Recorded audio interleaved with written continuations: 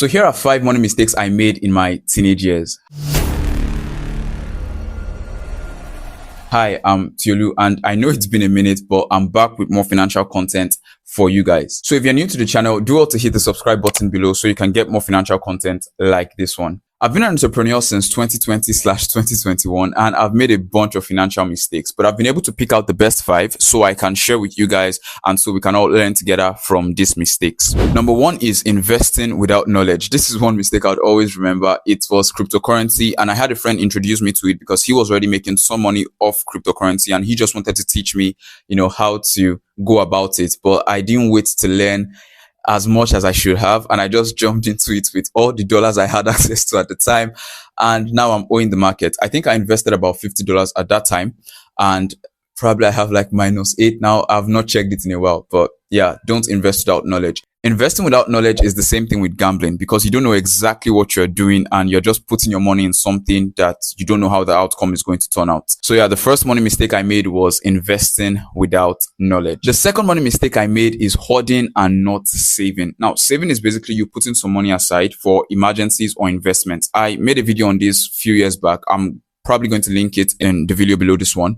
But yeah, that's the definition of saving, putting some money aside for either emergencies or investment. But in my case, I was just putting money aside. I was not going to use them for emergencies or investment. I was just emotionally connected to seeing that particular amount in my bank account. Yeah, I know it's crazy now that I think about it, but that was what I was actually doing then. I was hoarding the money. I wasn't exactly saving the money because I missed out on a lot of investment opportunities. And also, even when emergencies came up, I never really touched, the money. So what I was doing was I was just hoarding money. I was not exactly saving them. So that's the second financial mistake I think you should learn from. The third money mistake I made is not spending on time. And I believe everyone can relate to this. When you go to the supermarket and you see something you actually need and you have the money to buy it, but then you just decide you're going to get it some other time.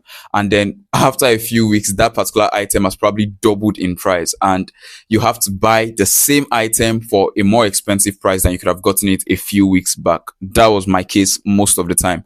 I was always holding back in buying some of the things I actually needed to buy. And so eventually when I got those items because I actually needed them, when I got them, I'll have to buy it at a much higher price. So the third money mistake I made is actually me not spending money on things I needed on time. The fourth money mistake I made is buying cheap over quality. And I'm also going to remember this for a long time. So, when you want to get something and you're looking for something cheaper so you can save your money, that's actually one money mistake I made again and again. It's a mistake because when you go for cheap over quality, you'll mostly buy that cheap product or cheap item again and again and spend much more than what you would have actually spent on quality.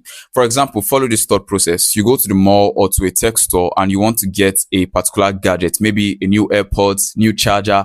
And I'm going to use my currency, for example. In Nigeria, a charger can cost from 5,000 to 10,000, a basic charger, depending on the kind of charger you are buying. It can cost from 5,000 to 10,000 or maybe even 15,000. I've not gotten chargers in a while, but yeah, it can cost from that amount. And then you see another type of charger selling for 1.5. What most people would do is go for the one for 1.5. The problem with that spending habit is you'll most likely get 4 of that chargers in 2 months. And that will be you spending 6,000 naira in 2 months instead of you just going for the maybe 10,000 naira charger that can last you for a year or 2 years. So yeah, I was always spending more on cheap materials than on quality items. So yeah, the fourth money mistake I made was buying cheap and not quality. The fifth and final money mistake I made is not learning more about investment at the time. So I used to earn more in dollars then compared to now.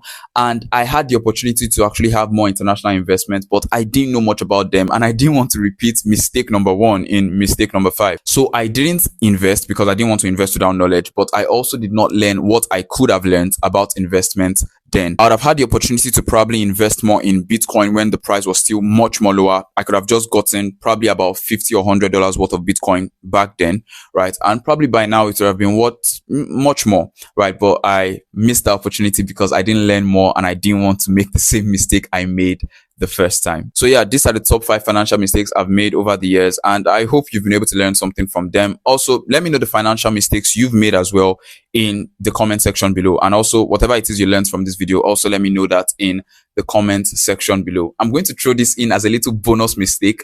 Another bonus mistake I made is answering I'm fine when my uncles and aunties actually asked if I was fine or if I needed anything. And I kept on telling them I don't need anything. Guys, don't be like me.